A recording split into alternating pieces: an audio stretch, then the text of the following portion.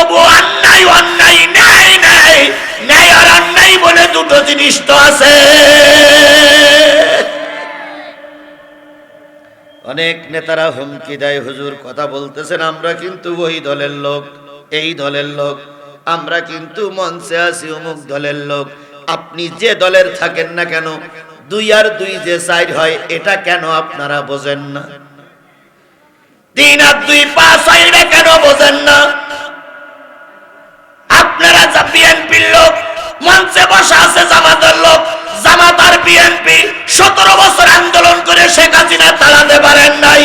ছাত্ররা আন্দোলন করে দাঁড়ালো, ছাত্ররা সংস্কারের জন্য জুলাই সনদে ভোট হলো, জুলাই সনদে 70% ভোট হলো।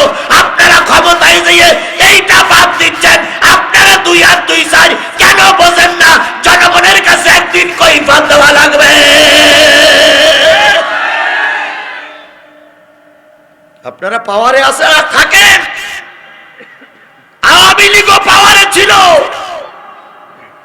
জনগণের তাড়া খেয়ে দুপুরবেলার ভাত কপালে, কথা বলেন, দুপুরবেলার ভাত কপালে।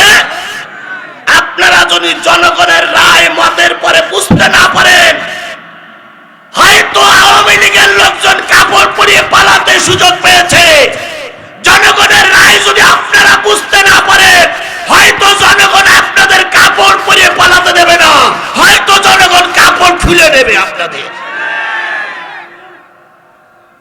কেন জনগণের 70% মতামতকে আপনারা সমর্থন করতেছেন? 51% ভোট পেয়ে আপনারা ক্ষমতায় গেলেন, আর 70% জনগণ ভোট দিল সংস্কারের জন্য। জনগণের মত আপনারা উপেক্ষা করে চলতেছেন। 1 মিনিট জাতীয় সংসদে কথা বললে 2,64,000 টাকা খরচ হয়। সেখানে ঘন্টার পরে ঘন্টা, একটার পর বিষয়ের পরে কথা বলছে। এ টাকাগুলো কি কারোর বাবার পৈতৃক সম্পত্তি না কারোর মায়ের পৈতৃক সম্পত্তি? জনগণের টাকা খরচ করছো, একদিন জনগণের কাছে কৈফিয়ত দেওয়া লাগবে। এই কোটি কোটি টাকা ওখানে খরচ না করলে আমাদের দেশে রাস্তাঘাট হতো, পুল কালভার্ট হতো। কথা বলেন, কথা বলেন, কথা বলেন। আল্লাহ এ জাতির শুভ বুদ্ধি দান করুক। সবাই মিলে বলেন আমিন।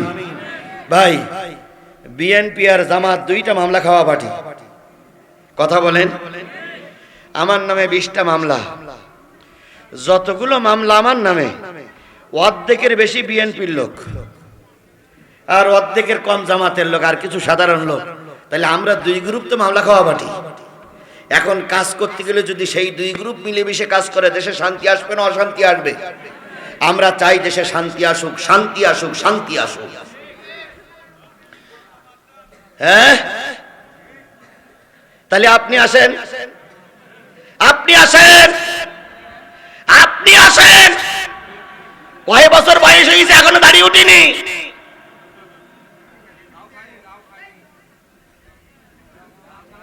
আর কবরে যাওয়ার আগে দাড়ি উঠবে বলে আমার তো মনে হয় না।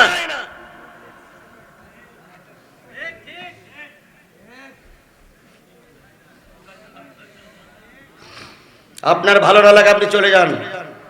এরপর আর একটা কথা বললে কিন্তু জনগণ আপনার নামে লেলাই দেব। ফাজলামির একটা শেষ আছে কিন্তু।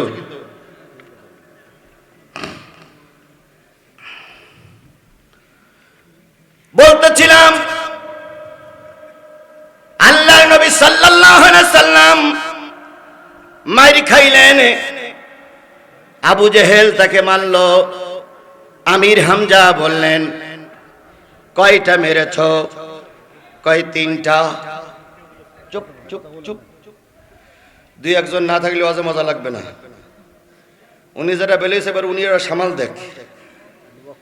উনি কোন জায়গায় ঘা দিয়েছে উনি জানে না, এবার আপনি সামাল দেন। আমির হামজা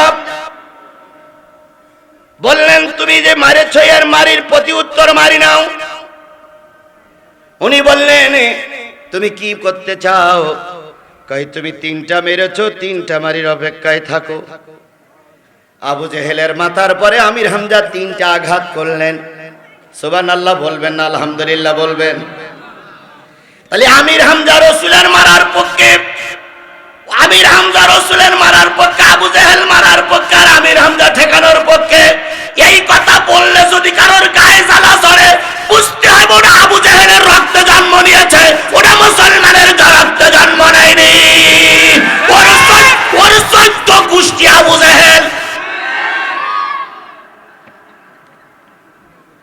ভালো কথা বললে কেন বোঝো না মুসলমান? এরপরে আসুন, আল্লাহ রাসূল মাইর খাইলেন, আমির হামজা প্রতিবাদ করে আবু জেহেলের মাথায় 3টা আঘাত করলেন। কয়টা? আরো জোরে বলেন। আবু জেহেলের মাথা ফেটে রক্ত বাহির হলো। আমির হামজা চলে গেলেন রাসূলের বাড়ি, যে বলেন, ভাতিজা তোমাকে কয়টা মেরেছে? কয় 3টা। কয় আমিও 3টা আঘাত করেছি।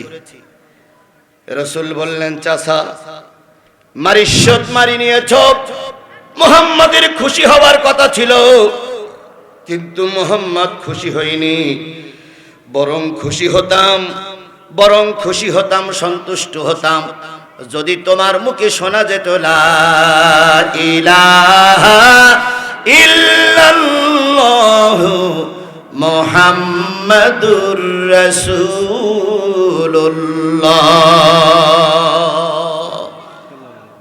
আমির হামজা বললেন, ভাতিজা যদি কালেমা পড়লে তুমি খুশি হও, তুমি সাক্ষী, খাদিজা সাক্ষী, সবাইকে সাক্ষী রেখে বলতেছি আমি ঈমান এনে মুসলমান হয়ে গেলাম। সুবহানাল্লাহ বলেন। আল্লাহ রাসূল মারিশত মারি নিয়ে খুশি হন নাই। সেই নবী হলো আপনার আমার নবী, আমাদের নবী। কথা বলেন ঠিক না বেঠিক? সেই নবীর নাম শোনার পরে যদি কেউ দুরূদ শরীফ না পড়ে, বড় কৃপণ ব্যক্তি সেই ব্যক্তি। এই জন্য রাসূলের নামে দুরূদ আর সালাম দিয়ে শুরু করছি, সাল্লাল্লাহু আলাইহি ওয়াসাল্লাম। বলুন তো, সেই রহমতের নবী, দয়ার নবীর পরে যে কিতাবটা নাজিল হলো সেই কিতাবটার নাম কি? আরো জোরে বলেন, সেই কিতাবটার নাম কি? আপনারা এখানে এসেছেন সেই কিতাবের আলোচনা শোনার জন্য। কথা বলেন ঠিক না বেঠিক? আমি সেই কিতাব থেকে সূরা মুদ্দাসসিরের 5টি আয়াত তেলাওয়াত করেছি। তেলাওয়াতকৃত আয়াতের পরে কথা হবে ইনশাআল্লাহ। তাহলে আমি কোরআন থেকে যদি কথা বলি, আপনারা কি শুনতে রাজি আছেন? কারা কারা রাজি আছেন? 2 হাত উঁচু করে আল্লাহরে দেখান। জোরে একটা তাকবীর হবে, নারে তাকবীর, লিল্লাহে তাকবীর। আল কোরআনের আলো, তোমার নেতা আমার নেতা, দুনিয়ার মুসলিম, লিল্লাহে তাকবীর। তাহলে কিসের থেকে আলোচনা হোক? এবার খেয়াল করুন, আল্লাহ রাসূল বলেছেন আদ-দীনু নাসিহাতুন সালাসা, আদ-দীনু নাসিহাতুন সালাসা। কথাটা রাসূল 3 বার বললেন, আদ-দীনু নাসিহাতুন সালাসা, আদ-দীনু নাসিহাতুন সালাসা, আদ-দীনু নাসিহাতুন সালাসা। কুল্লু লিমান ক্বালা লিল্লাহি ওয়া লিরাসূলিহি ওয়া লিকিতাবিহি ওয়া লিআইম্মাল মুসলিমিনা ওয়া আম্মাতিহিম। নবীজি বললেন, দিন একটা নসিহত, দিন একটা উপদেশ, ধর্ম একটা উপদেশ, ধর্ম একটা নসিহত, ধর্ম একটা উপদেশ। সাহাবী আজমাইনগণ বললেন, ইয়া রাসূলুল্লাহ, যখন কালেমার দাওয়াত, কোরআনের দাওয়াত বক্তারা দেবে, তখন বক্তাদের আলোচনার ভিতরে কয়টা জিনিস থাকবে? রাসূল বললেন, বক্তারা যখন কোরআন হাদিসের আলোচনা করবে, প্রতিটা বক্তার কথার ভিতরে 5টা জিনিস থাকা লাগবে। কয়টা? সবাই মিলে বলেন। যে যা করেন আমার দুঃখ নাই, কিন্তু ধর্মের কথা বলতে গেলে কয়টা জিনিস থাকা লাগবে? 5টা।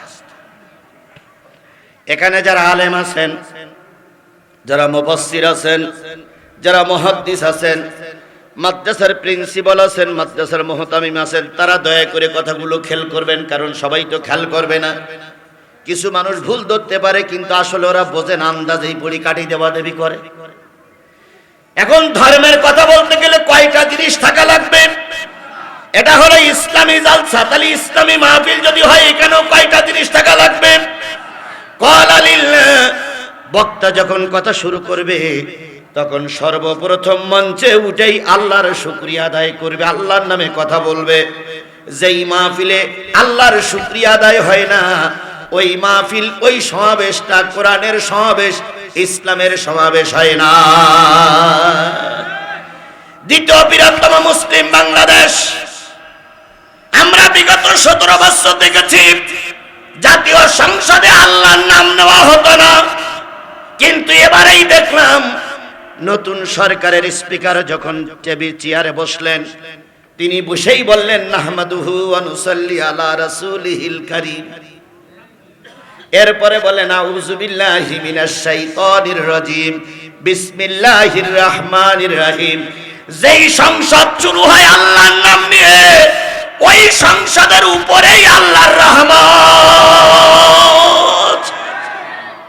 আমরা চাই নতুন সরকারের উপর আল্লাহ রহমত নাজিল করুক, তারা যেন দেশের ম্যান্ডেট বুঝে কাজ করতে পারে। সকলে মিলে বলেন আমিন। তাহলে কোরআন হাদিসের মাহফিলে, ইসলামী মাহফিলে, মুসলমানদের সমাবেশে সর্বপ্রথম কার নাম উচ্চারিত হবে? আরো জোরে বলেন। আমি উঠেই আল্লাহর প্রশংসা করেছি না করিনি? আমরা এখানে এসে আল্লাহর প্রশংসা করেছি না করিনি? তাহলে 1 নম্বর বয়ান আমাদের ঠিক আছে না নাই?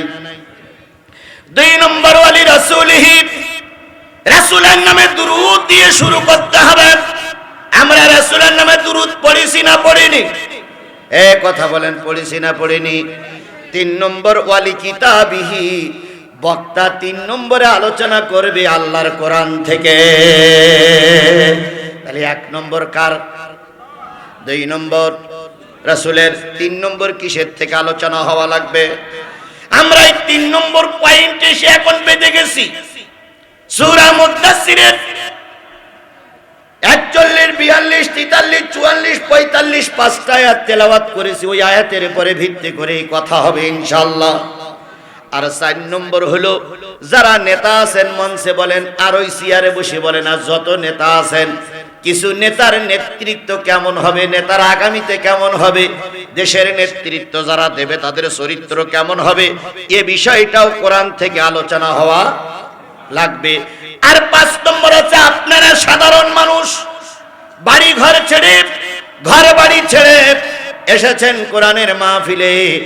আপনাদের সম্পর্কে কিছু নসিহত কোরআন দিয়ে করা লাগবে।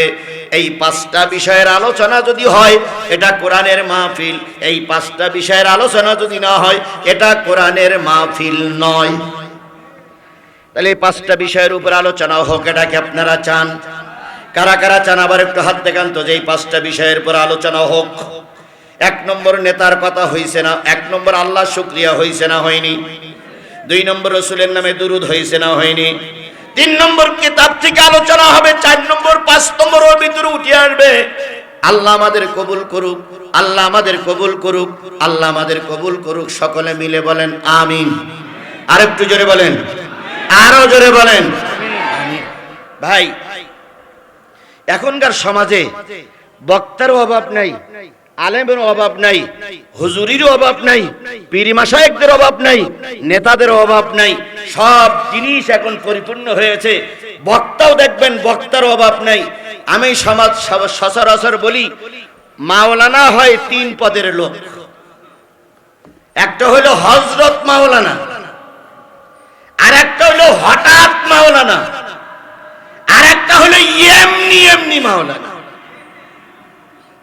তাহলে মাওলানা কয় গ্রুপ? একটা কি গ্রুপ? হযরত মাওলানা। হযরত মাওলানা কারা? যারা 16-17 বছর, 13-14 বছর কওমি মাদ্রাসায় পড়ে, 16-17 বছর আলিয়া মাদ্রাসায় পড়ে কামেল পাস করে, কোরআন হাদিস বোঝে, কোরআন হাদিস থেকে আলোচনা করে, তারা হলো হযরত মাওলানা। আর হঠাৎ মাওলানা কারা? না, কোরআন হাদিস নিজেও পড়িনি, বুঝাতেও পারে না, কিন্তু কিছু বাংলা বই পুস্তক পড়ে এমন এমন ফতোয়া দেয় যে ফতোয়া খুঁজে পাওয়াই মুশকিল। এরা হলো হঠাৎ মাওলানা। আর একটা হচ্ছে এমনি এমনি মাওলানা। সারা জীবন আকাম কুকাম করিস, বিভিন্ন দলদারি করিস, করিয়ে কিছুদিনের জন্য এদিক থেকে সেদিক থেকে ঘুরিয়ে আইছে, এসে বিরাট পাগড়ি, বিরাট জুব্বা, বিরাট দাড়ি, বিরাট চশমা, গোরে গোরে মুখরুসি, কালা কালা চশমা। পড়ি ফতোয়া দেয়, এর সঙ্গে মেয়ে বিয়ে দেওয়া যাবে না, ওর সঙ্গে এই করা যাবে না, ওর সঙ্গে এই করা যাবে না, অমুক লোকের মেয়ের সঙ্গে বিয়ে দিলি সেই লোক যদি মারা যায়, কবরে যদি ঘাস হয়, উক্ত ঘাস যদি গরুতে খায়, সেই গরুর গোশত খাওয়া হারাম। এইরকম এমনি মাওলানা কিছু আছে না নাই? এখন এক মাহফিলে দাওয়াত পেয়েছে, হঠাৎ মাওলানা। কি মাওলানা? হঠাৎ মাওলানা। এখন হঠাৎ মাওলানা দাওয়াত খেতে গেছে, যে কমিটির সঙ্গে কথা বলতেছে, সভাপতি সাহেব আজকের মাহফিলে কত লোক হতে পারে? সভাপতি বলতেছে, আপনার ইউটিউবে আপনি ভাইরাল, আজকের মাহফিলে কমপক্ষে 10,000 লোক হবে। বক্তা বলছে সুবহানাল্লাহ। তো আজকের মাহফিলের যিনি প্রধান অতিথি, তিনি মাওলানা না সাধারণ লোক? তো বলতে উনি একজন কলেজের প্রিন্সিপাল। যাক সুবহানাল্লাহ। আজকের মাহফিলের যিনি সভাপতি, তিনি কি মাওলানা না সাধারণ লোক? তা বলতেছে না, উনি প্রাইমারি স্কুলের হেডমাস্টার। তো হঠাৎ মাওলানা চিন্তা করতে, তাহলে বিরাট সুযোগ আজকে। উনি মঞ্চে এসে দেখে সত্যিকার লোক। এবার উঠে বলতে, ভাইরা আমার, বোনেরা আমার, আজকে এত লোক আপনারা এসেছেন, আমি খুশি হয়ে গেছি। এমন একটা ওয়াজ আমি আপনাদের শোনাবো, যে ওয়াজ এই পর্যন্ত বাংলাদেশের কোন বক্তা শোনায়নি, সেই ওয়াজ আমি শোনাবো। মানে আশ্চর্য মলম। জনগণ বলতেছে সুবহানাল্লাহ। আর এমন একটা ওয়াজ আমি করব, যে ওয়াজ কিয়ামত পর্যন্ত কোন বক্তা সেই ওয়াজ খুঁজে পাবে না। জনগণ বলতেছে মারহাবা, এইরকম বক্তা না হলে কি বক্তা? জনগণ কায়দা কানুন করে বসে গেছে। এইবার বক্তা বলতেছে, ভাই, গোটা বিশ্ব ভ্রমণকারী আমি, আফ্রিকার জঙ্গলে গেলাম, যেয়ে দেখি আফ্রিকার জঙ্গলে একটা গাছ আছে রে ভাই, সেই গাছটা 3.5 হাত থেকে 4 হাত লম্বা। সেই গাছটার এত কেরামতি, এত ক্ষমতা, ওই গাছের পাতা যদি গাছের থেকে ছিঁড়ে জমিনে পড়ে, পড়ার সাথে সাথে ওই পাতা বিশাল একখান বাঘ হয়ে যায়, যারে পায়ে তারে খায়, যারে পায়ে তারে খায়, যারে পায়ে তারে খায়। জনগণ বলতে সুবহানাল্লাহ। গাছের পাতা মাটিতে পড়ে কি হয়? আর জনগণ কি বলতেছে? তাহলে যেমন হঠাৎ বক্তা, তেমন হঠাৎ শ্রোতা। ভাই, ওই গাছের পাতা যদি পানিতে পড়ে, সঙ্গে সঙ্গে একটা বিরাট কুমির হয়ে যায়, যারে পায়ে তারে খায়। জনগণ বলতে মারহাবা। এখন ওই মাহফিলে একজন বক্তা, একজন আলেম ব্যক্তি চুপচাপ বসে বসে শুনতেছিল। এই বক্তার কথা শুনে বলতেছে, হুজুর, আপনি বললেন যদি পাতা ডাঙায় পড়ে কি হয়, পানিতে পড়লে কি হয়? হুজুর, যদি ওই পাতা অর্ধেক পানিতে পড়ে আর অর্ধেক ডাঙায় পড়ে, তাহলে কি হবে? তখন হুজুর সভাপতির বলতেছে, আপনি যে বলেন কোন আলেম নেই, এই যে আলেম আছে, এই যে লোকমা দেশে। তখন বলতেছে, ওয়াখিরু দাওয়ানা আনিল হামদুলিল্লাহি রাব্বিল আলামিন। এই ওয়াজ আগের বছর হবে, এ বছর আর হবে না। তার মানে লোকমা পড়ে গেছে, ওর পায়জামা গরম হয়ে গেছে। সুতরাং যেই মাহফিলে আলেম থেকে, সেই মাহফিলে বক্তাদের কথা অনেক হিসাব কিতাব করে বলা লাগে। কথা বলেন ঠিক না বে ঠিক?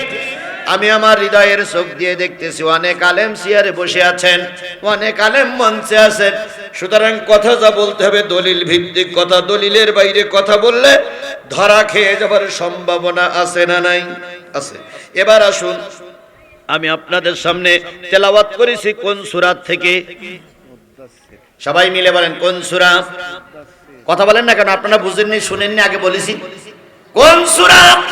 সূরা মুদ্দাসসিরের 4-5টা আয়াত তেলাওয়াত করেছি। তেলাওয়াতকৃত আয়াতের বিষয়বস্তু হলো দোজখে যাবে কারা, জাহান্নামে যাবে কারা, কারা জাহান্নামের অধিবাসী।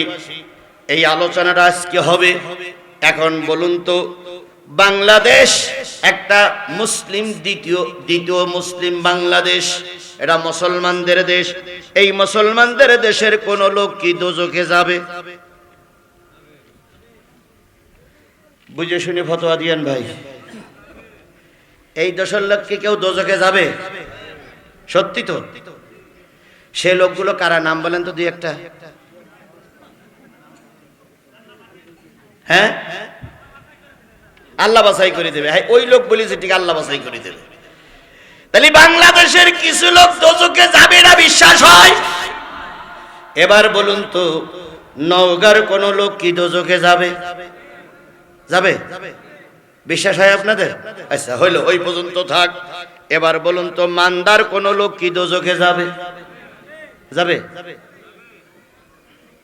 পরপর বলে গার কলের দিকে আসতে বলো ভাই। মান্দার কোন লোক দোজখে যাবে বলে আপনাদের বিশ্বাস হয়? হয়? আচ্ছা, এটা কোন ইউনিয়ন? তেতুলিয়া ইউনিয়নের কোন লোক কি দোজখে যাবে? সেই লোকগুলো নাম বলেন আপনাদের ইউনিয়ন। শুধু বলতেছেন যাবে যাবে, কয়টা লোক আমার দেখাই দেন। আল্লাহর হুকুম না মানলে যাবে সেটা বললাম। তা আল্লাহর হুকুম মানে না এরকম লোক কি তেতুলিয়ায় নেই? তো সেই লোকটা দেখাই দেন আপনি।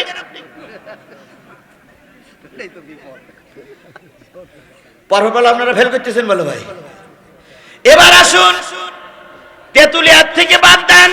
এটা কোন কোন কোন গ্রাম বললাম? সিংহা বালুকা। এখানে কি কোন লোক দোজখে যাওয়ার লোক আছে? আছে? তাহলে এবার গ্রামের লোকগুলো চেনাই দেন। পারবেন না? আমিও বাইরের মানুষ, আমিও পারবো না। আল্লাহর কাছে প্রশ্ন করি, আল্লাহ, মান্দা, নওগাঁ, সিংহা বালুকা, তেতুলিয়ায় কোন লোক যদি দোজখী লোক থাকে তাকে তুমি একটু চেনাইয়ে দাও। এবার আল্লাহ বলে দেবে কারা কারা দোজখে যাবে, আমিও সেই কথাগুলো বলে দেব। এই কথাগুলো বলে দেওয়ার পরে যদি কোন দল বা সংগঠনের দিকে ঠেলে যায়, আমাকে দোষ দিয়ে লাভ নাই। আমি বলতে এসেছি আল্লাহর কথা। কার কথা? জোরে বলেন, কার কথা?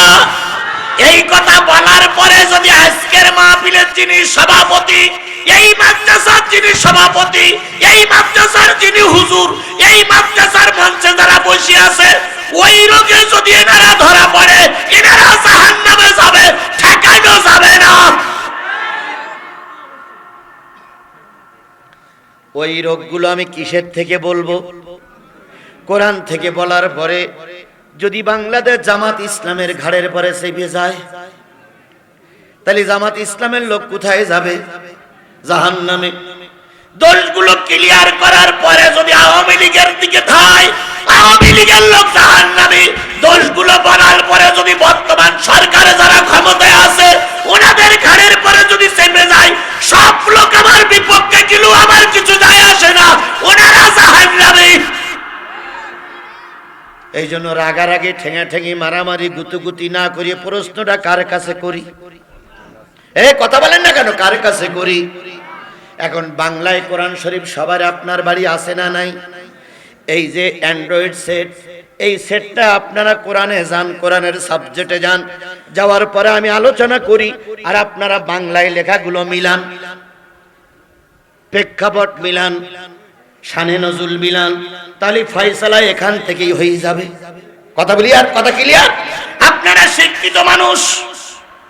এবার আমি সূরা মুদ্দাসসিরের 41, 42, 43, 44, 45টা আয়াত আপনারা মিলান, ব্যাখ্যায় যান, দেখেন আমার কথার সঙ্গে মেলে কিনা। যদি আমার কথার সঙ্গে মিল না হয়, পথে ব্যারিকেড দিয়ে বলবেন হুজুর কথা মিল হয়নি, যে শাস্তি দেবেন সেই শাস্তি আমি নেব। আর কথা যদি মিল হয়, আপনাকে মেনে নিতে হবে। মনে করেন না আপনার এলাকায় এসেছি বলে আপনি একবার তালেবার হয়ে গেছেন। আপনিও মুসলমান, আমিও মুসলমান, কোরআন মানা লাগবে, নতুবা মুসলমানের খাতায় নাম থাকবে না।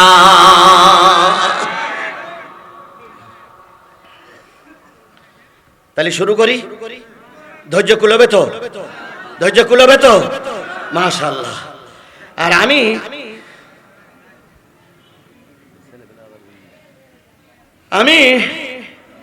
আর যদি আধা ঘন্টা কথা বলি, থাকবেন তো? আচ্ছা, কারা কারা থাকবেন না তারা একটু হাত তোলেন তো। টাইম শেষ, টাইম শেষ তো আমার দেরি করে উঠাইছেন কেন? আচ্ছা ভাই, টাইম শেষ হলে আপনাদের হয়েছে, আমার হয়নি। আমি তো অনেক আগে এসে যাবো, ওদিক যাবো না, আমি শুধু কথাগুলো শেষ করি। এবার আসুন, কয়টা আয়াত বললাম? এই 5টা আয়াতের ভিতরে 4 শ্রেণীর মানুষ যাবে জাহান্নামে। বলুন তো জাহান্নাম কয়টা? হ্যাঁ, 7টা। আর ভেস্তে কয়টা? 8টা। 8টা ভেস্ত আর 7টা দোজখ। এইবার আপনারা সারা জীবন চান আল্লাহ আমাকে জান্নাত দাও, জান্নাত দাও। 1 2 3 4 4 ফাঁকের থেকে 4টে লোক হাত তুলে 7টা দোজখের নাম আর 8টা ভেস্তের নাম বলেন তো। ওরে আল্লাহ রে, তাহলে কি করে যাবেন? ভেস্তে দোজখও যাবেন না, ভেস্তেও যাবেন না, জান্নাতুল ফেরদাউসে যাবেন। আমি একবার 2বার হজ করেছি। একবার হজ করতে গেছি, যাওয়ার পরে সৌদি আরবের এক লোকের সঙ্গে একটু মিত্র হলো, মানে বন্ধুত্ব হইল। তা ওর ভাষায় বলল যে ভাই, যদি আপনাদের বাংলাদেশের কোন লোক ভেস্তে যায় আর আমিও যদি সেই ভেস্তে যাই, তো যদি নোয়াখালীর লোক থাকে তা আমি ও ভেস্তে থাকবো না। তো তাই বললাম, কেন নোয়াখালী লোকের পরে এত রাগ কেন? তো বলতে ভাই সৌদি আরবে এসে ওরা 2 নম্বরই করে। তো এখন আপনি যে জান্নাতে যাবেন, আপনার জান্নাতি সঙ্গীগুলো বেছে নিতে হবে না ভাই? এখন আপনি জান্নাতের নাম বলতে পারেন না, জাহান্নামেরও নাম বলতে পারেন না, তাহলে যাবেন কোন জায়গায়? জান্নাত হলো 8টি আর জাহান্নাম কয়টি? 7টি। তার ভিতরে একটা হলো জাহান্নাম, একটা হলো লাজা, একটা হলো হুতামা, একটা হলো ওয়াইল, আর একটা হলো সাকার। কি নাম? সাকার। আল্লাহ বলতেছে মা সালাকাকুম ফি সাকার। সাকার নামক একদল মানুষ জাহান্নামে যাবে। সেই মানুষগুলো কার? আল্লাহ এবার বলতেছেন ফি জান্নাতিন। ভালো করে খেয়াল করেন মান্দাল মানুষেরা, একদল মানুষ সবার আগে জান্নাতে চলে যাবে। এখানে বিএনপির কথা বলা হয়নি, আওয়ামী লীগের কথা বলা হয়নি, জাতীয় পার্টি জামাতে ইসলামের কথা বলা হয়নি। আল্লাহ বললেন একদল মানুষ জান্নাতে চলে যাবে। ফি জান্নাতিন, জান্নাতের ভিতরে চলে যাবে। জান্নাতীরা আগেই জান্নাতে চলে যাবে। সেখানে সুখ দুঃখের কথা হবে, আনন্দের কথা হবে, দেশের কথা হবে, জনগণের কথা হবে, বিবি বাচ্চার কথা হবে, মা বোনের কথা হবে। দীর্ঘদিন পরে এক জায়গায় হয়ে গেছে। সবাই যখন আনন্দ করে ফল ফলাদি খাবে, জান্নাতি পরিবেশে ঘুরে বেড়াবে, হঠাৎ করে কানে সংবাদ আসবে জান্নাতের নিচে কিছু লোক কান্নাকাটি করতেছে, আফসোস করতেছে আমাদের বাঁচাও, আমাদের কষ্টের থেকে নিবারণ কর, আমাদের কষ্ট আর সহ্য হয় না। নিচে একদল দোজখী মানুষ কাঁদতেছে। জান্নাতি মানুষদের কানে যখন আওয়াজ চলে যাবে, তখন জান্নাতি মানুষগুলো সব জানালায় চলে আসবে, জান্নাতের দরজার সামনে চলে আসবে। চলে এসে দেখবে একদল মানুষ সাকার নামক জাহান্নামের সামনে দাঁড়িয়ে আছে। এই লোকগুলো উপরের থেকে বলবে ভাই তোমরা কারা?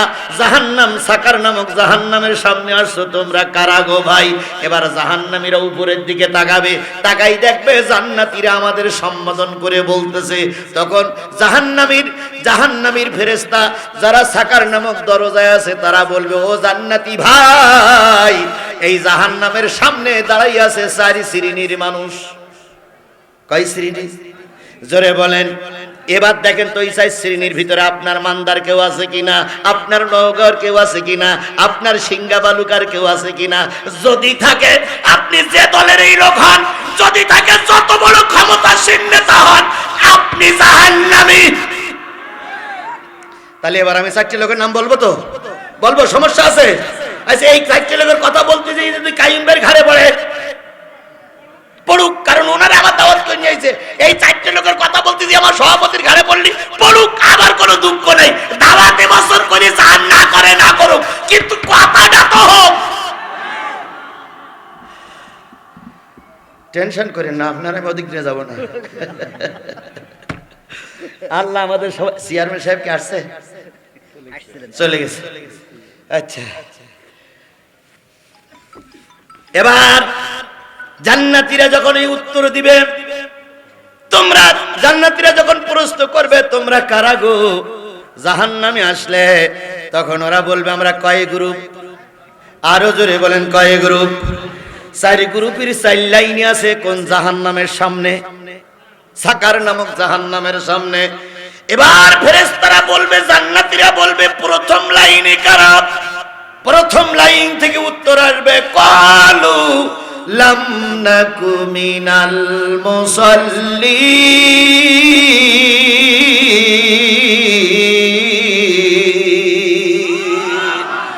আমরা জাহান্নামের প্রথম লাইনে যারা দাঁড়িয়ে আছি, আমরা সবাই হলো বেনামাজি।